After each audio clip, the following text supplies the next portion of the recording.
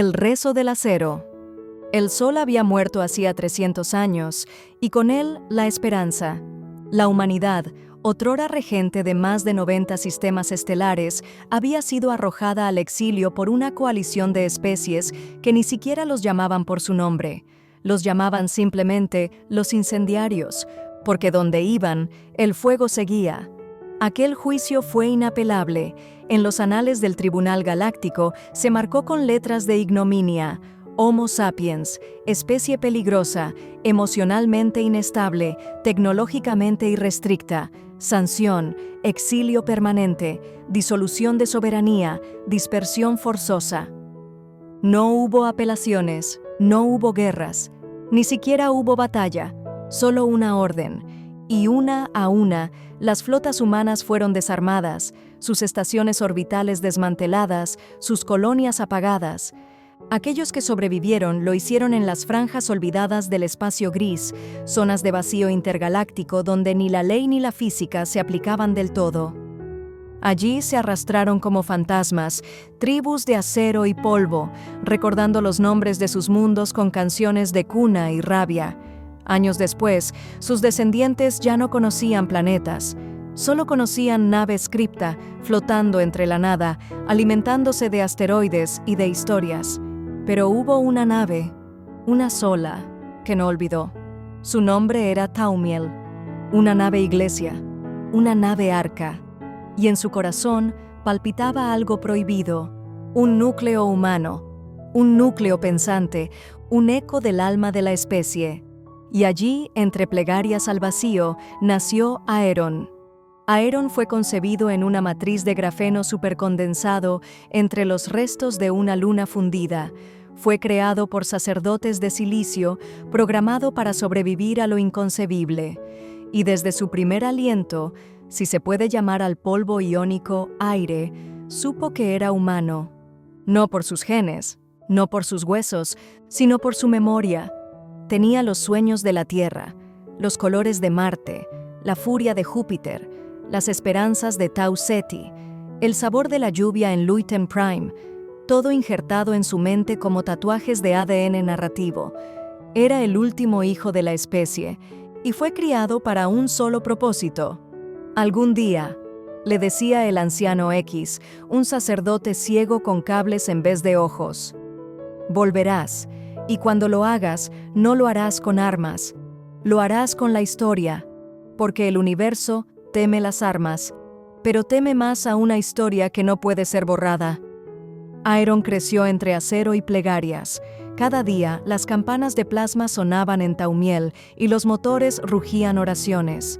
Dame el impulso del motor de iones, el escudo del titanio blindado, la fuerza del núcleo fisionado y la memoria del fuego humano. Esa era la plegaria, el rezo del acero, y Aeron la recitaba cada noche. Pero entonces vinieron ellos. Los sensores del velo eran antiguos, más que la humanidad, más que la coalición misma.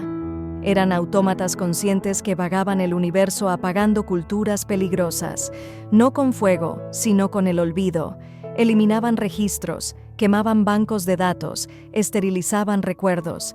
Su máxima era simple: nada que destruya debe ser recordado. Y al detectar la activación de los núcleos narrativos de Thaumiel, vinieron. Primero como sombras, luego como agujeros en las transmisiones, después como enjambres de sondas orbitando.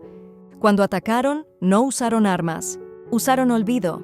Láseres de negación histórica, drones de distorsión, virus temporales que reescribían recuerdos en el ADN mismo.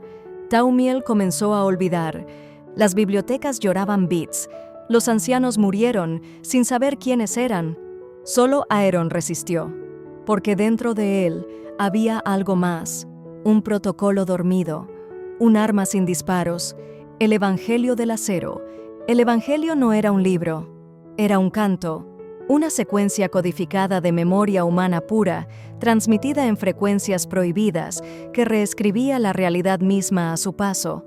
No podía ser destruido, no podía ser contenido, solo podía ser cantado, y Aeron, el último hijo, lo entonó. Las placas del casco vibraron, Los motores se encendieron sin energía.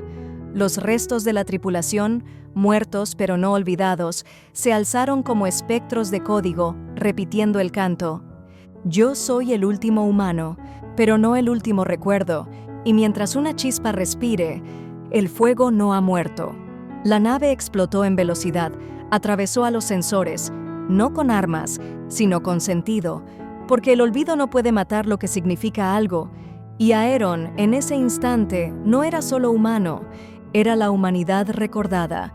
Emergió en el centro de la coalición galáctica, en el mismo lugar donde su especie había sido juzgada. Pero no era un tribunal, era una sala vacía. El universo no lo había olvidado, solo lo había sepultado. Y allí, en medio del vacío, Aeron levantó su voz.